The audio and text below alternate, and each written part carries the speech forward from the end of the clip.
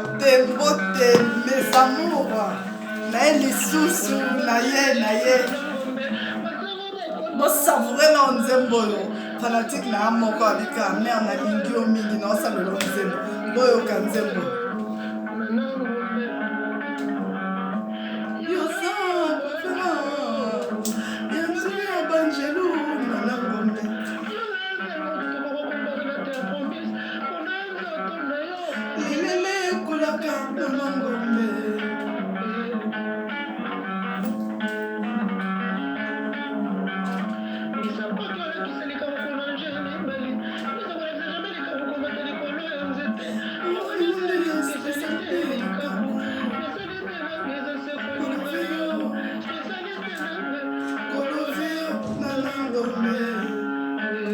napesa ata invote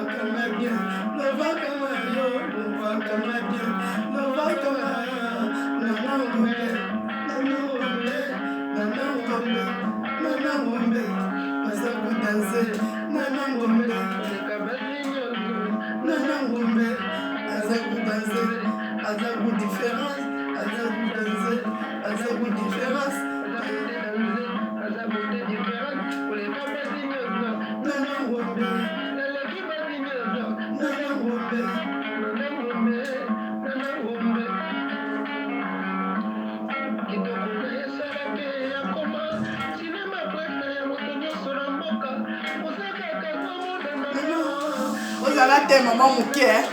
nzembo mpenza ezosisanga mayele kitoko nano bazokanga ope arumba moko ya bie yo na papa non tikala fanda navanda vraiment merci beaucoup boka lisusu cri oyo asali mpo na ngai oleki punda yo mama nana ngombe volcan d'Italie nalingaki eka bongo nalela eka bongo nalova eka bongo oleki punda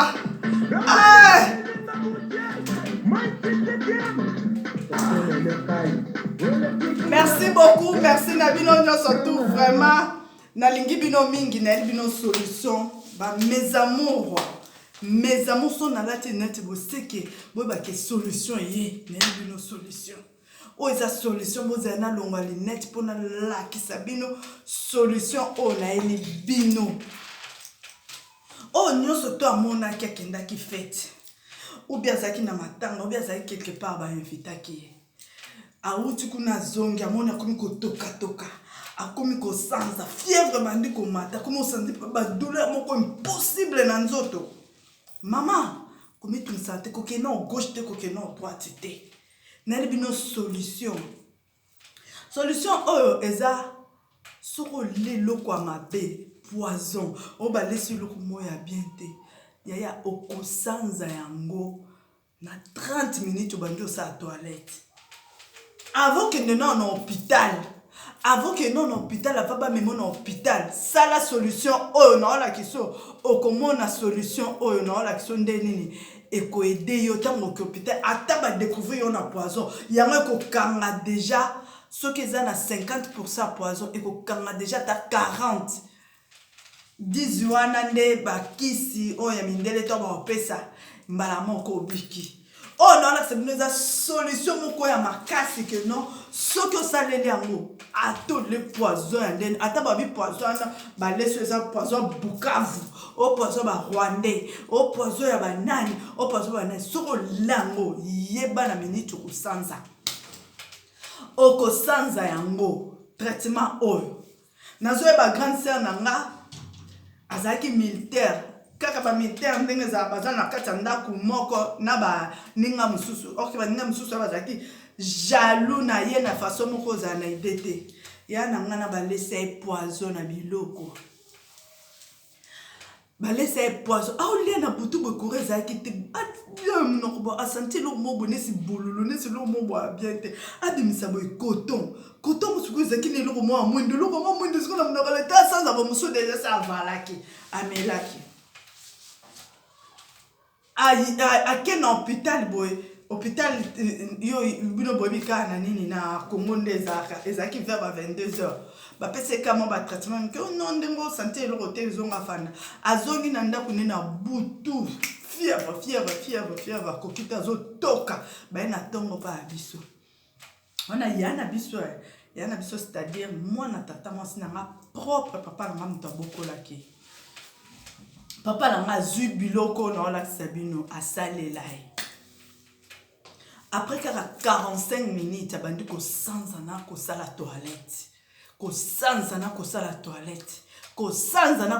toilette tamba yo kende na hôpital ba bio no ali ki poison vous comprenez yango bino kombo za ba mourir na nga batu na nga obotika nga 10 minutes na nga sego bo partage ka volcanique toujours bozo partager bo moni vidéo bo partager vidéo pour aider mutu moko o ta mususu aza na poison na nzoto ne akenda ki hôpital poison bandi ko mata awe ba ilo ne osate bo mekaye déjà na biloko oyo ono olakisa bino boko mona solution boko zo solution ya kafu ok non bon on met là aux solutions aux soulagement pour que ça lui soit toilette aux sala toilette aux sanza ti o mona soki eloko wana esi na nzoto omonake non ozwi mpe kimia ntango okende hôpital babiso te oleki eloko mabe bapesi yo bakalema bakisi nini tout ça ti omona esili obiki naolakisa bino eloko parce que papa na biso papa na nga moko azalaki pemeni ya président Mobutu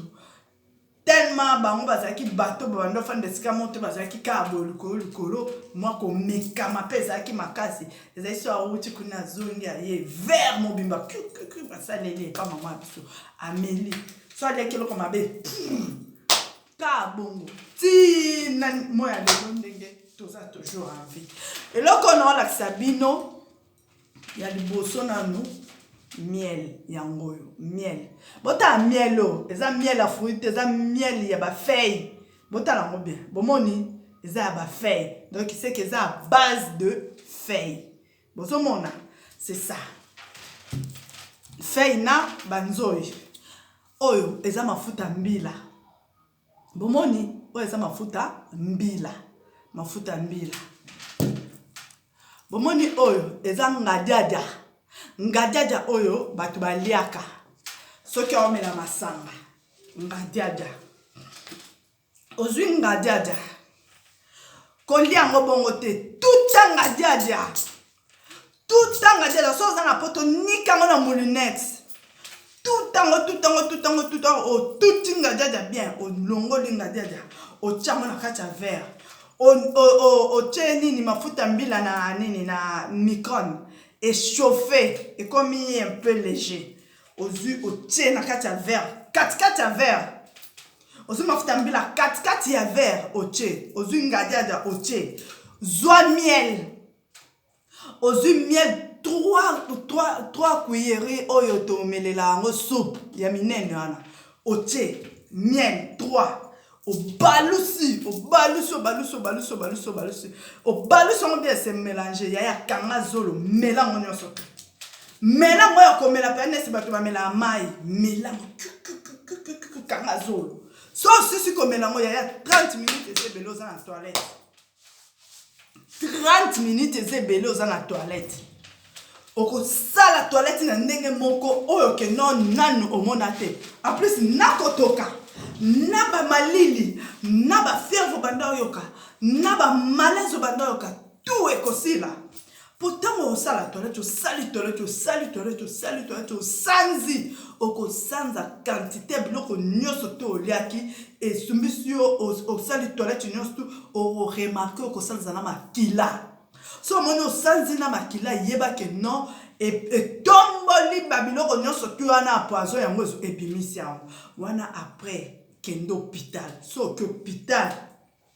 basalo ba examen et tout ça ba découvrir que non ça qui na poison mais kotika dose moko ya moke parce que au sali toilette au sanzi au saba makamwa nyonso tu et ko diminuer dose ya poison makasi na kati ya nzoto non pe ba opesa au traitement okobika malgré ko banda komela biloko mindele bakisa mindele boyoka conseil ngajaja miel mafuta mbila ezanga te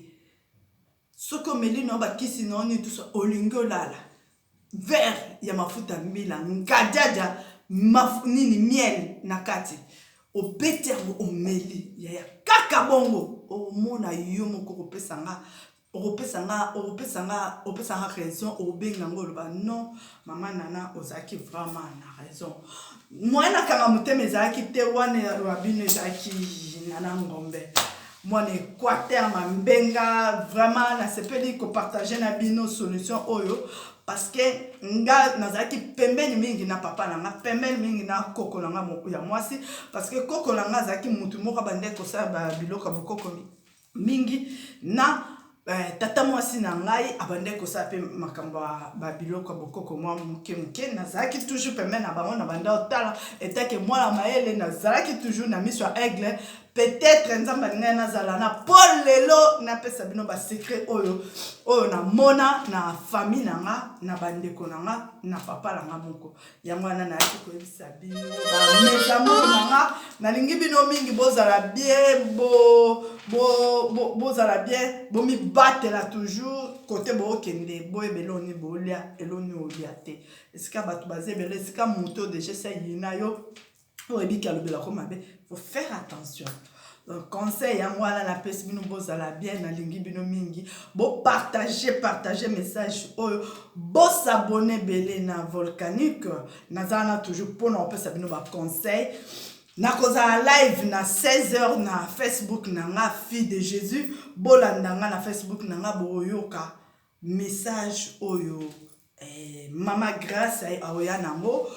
toko décortiquer makambo ndenge ezoleka na Congo toko loba nyonso tu na ba soin ya mwasi na kati na ndako ndenge ezalaka na lobaki o nyonso tu alingi azala femme de luxe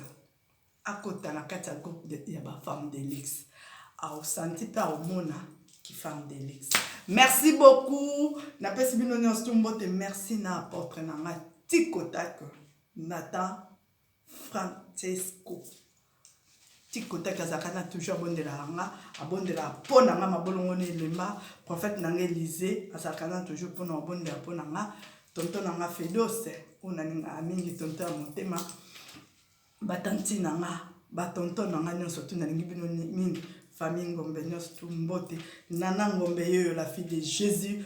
koko ya nzambe ya tongo yeyo na yoko pesa bino secret nanga oyo namona déjà bikisa mutu yango na yoko la sabino. Merci beaucoup boza malamu beaucoup malamu. Au revoir, bye bye.